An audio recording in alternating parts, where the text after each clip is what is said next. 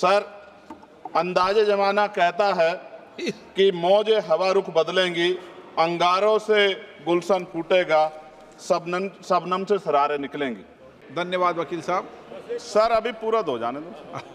जब तक ना बदले जालिम हुकूमत का मिजाज, एहतजाज एहतजाज एहतजाज, और ये तब तक रहेगा जब तक सर अपनी सरकार सोच नहीं होती। धन्यवाद। वक्फ संशोधन विधेयक 2024 संवैधानिक मूल्य एवं सांप्रदायिक सौहार्द के लिए गंभीर खतरा। ओके।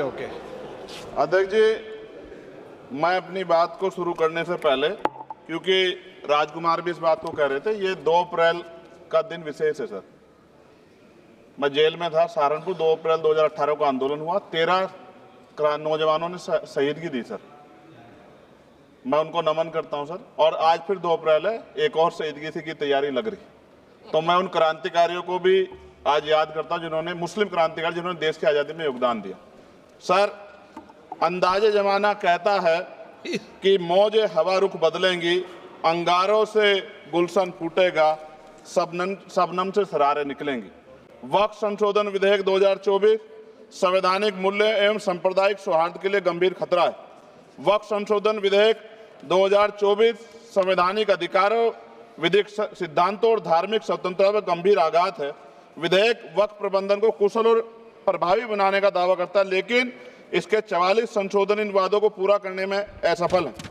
हमारा मानना है कि इस संशोधन से स्पष्टता, साक्ष्य और मूल कारण विश्लेषण का अभाव होगा। पूर्व संशोधनों का मूल्यांकन नहीं होगा, हितधारकों से परामर्श की पारदर्शिता नहीं होगी, मौलिक अधिकारों का उल्लंघन होगा। Article 13, article 14, article 25, article 26, article 50, article 300 सर्वोच्च न्यायालय के निर्णय, स्थापित कानून और इस्लामी सिद्धांत और संविधान की भावना का उल्लंघन होगा। असत्य वादे बनाम वास्तविक प्रभाव, विधेयक सुधार और सशक्तिकरण का दावा करता है, लेकिन वास्तव में धार्मिक संपत्तियों के पुनः वर्गीकरण, जब्ती का प्रावधान संशोधन 39A, ऐतिहासिक मस्जिदों, कब्रिस्तानों को सरकारी संपत्ति घोषित करना, जिससे सांप्रदायिक तनाव पैदा हो सकता है। जिलाधिकारी को अत्यधिक अधिकार प्राप्त करना संशोधन 4B, जिलाधिकारी सर सरकार के होते हैं, वो सरकार के हिसाब से काम होते हैं। यहाँ जितने MP बैठे हैं विपक्ष के, इनसे पूछ के देखो कि इनके जिले में क्या हाल है। इनका जिलाधिकारी सुनता नहीं सुनता, MP बैठे हैं, पूछ के देखो विपक्ष से, आपको पता लग जाएगा। सर, धार्मिक विशेषज्ञता या समुदाय की सलाह के बिना निर्णयों से संपत्ति विवाद और विश्वास की कमी उत्पन्न होगी।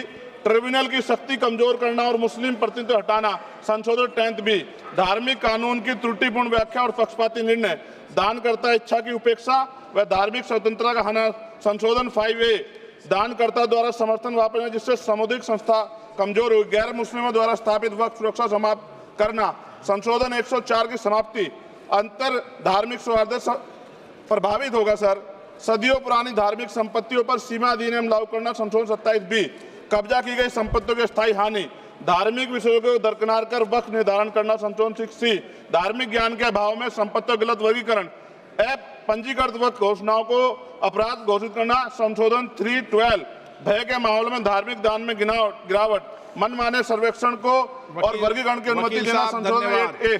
धन्यवाद वकील साहब। सर अभी पूरा दो जाने दो। सारी धाराएं पढ़ दोगे आप तो? सर 2 मिनट में खत्म करूंगा और ये इंपॉर्टेंट है सर, मौका दीजिए सर। बिना जवाबदेही के बड़े पैमाने पर वक्फ संपत्तियों का पुनः वर्गीकरण, प्रशासनिक भ्रम और प्रभावशीलता को नुकसान पहुंचाना संशोधन 12D, कानूनी विवादों और कुप्रबंधन को वक्फ बोर्डों की विश्वसनीयता का नुकसान, अस्पष्ट आधारों पर राज्य द्वारा वक्फ बोर्ड को भंग करने का अधिकार संशोधन 3C, राज्य के व्यापक विरोध प्रदर्शन धार्मिक लक्ष्य का लक्ष्य, सार्वजनिक हित के नाम पर वक्फ प्रशासन पर पूर्ण नियंत्रण संशोधन 37C2, व्यापक स्तर पर अशांति विरोध प्रदर्शन, कानून व्यवस्था गंभीर स्थिति। सर, सरकार के उद्देश्य से नजर आता है मुस्लिम समुदाय के योगदानों पर नियंत्रण स्थापित करना, मुसलमानों को उनकी वक्फ संपत्ति वंचित करना, वक्फ स्थापित करने के अधिकार पर प्रतिबंध लगाना, वक्फ वाकिफ और मुतवल्ली की इस्लामी परिवर्तन करना। इस विधेयक को वर्तमान रूप से स्वीकार करें और समावेशी परामर्श, कानून स्पष्टता, संवैधानिक धार्मिक सुरक्षा सुनिश्चित करें। सर, ये तो बिल पे था सर, क्योंकि आप कहते हैं बिल पे बोलना चाहिए 2 दिन नहीं, लेकिन सर मैं सुबह से सुन रहा हूं सर 2-3 चीजें बोलूंगा सर। जो विद्वान सरकार मुसलमानों की कितनी हितैषी है सर, कुछ कह रहे हैं क्या? जो विद्वान होता है वो बिल पे बोलता है। सर बस खत्म कर रहा हूं। सरकार कितनी हितैषी है सर, केंद्रीय मंत्रिमंडल में एक भी मुस्लिम मंत्री नहीं है। सच तो यह कि अभी ईद पे नमाज पढ़ने के लिए भी नए नियम बनाए गए और जो नमाज पढ़ रहे थे उनके पीछे पुलिस कर्मचारी लाठी लेकर खड़ा था, मैंने खुद देखा सर। अगर सरकार इतनी देर सच्चर कमेटी की रिपोर्ट पर चर्चा कराएगी, बिल्किस बानो के आरोपियों का जेल से बाहर आने के बाद स्वागत किया गया सर। मुसलमानों की जमीन की बात है, SC/ST की जो जमीन है वो छीनी जा रही है सर। कानून से ऊपर उठकर मुसलमानों घरों पर बुलडोजर चलाए गए, सबने देखा। सुरक्षा की बात करते हैं, लिंचिंग की गई, मुसलमान मारे गए सर। कावड़ यात्रा में गरीबों के ठेलों पे सुप्रीम कोर्ट ने ऑर्डर किया कि नाम मत लिखवाओ, देश को मत तोड़ो। अंत में सर बात निकली है तो दूर तक जाएगी। पार्टी सरकार के नेता यात्रा निकाल के कहते हैं मुसलमानों को भगाओ, और कहीं एक मुस्लिम MP पिछली बार सर उनको क्या क्या शब्द निकले, कोई निंदा नहीं हुई सर, और उसका प्रमोशन हुआ। और कभी आपके नेता कहते हैं सरकार गोली मारो, और आप हिंदू राष्ट्र की बात करते हैं सर।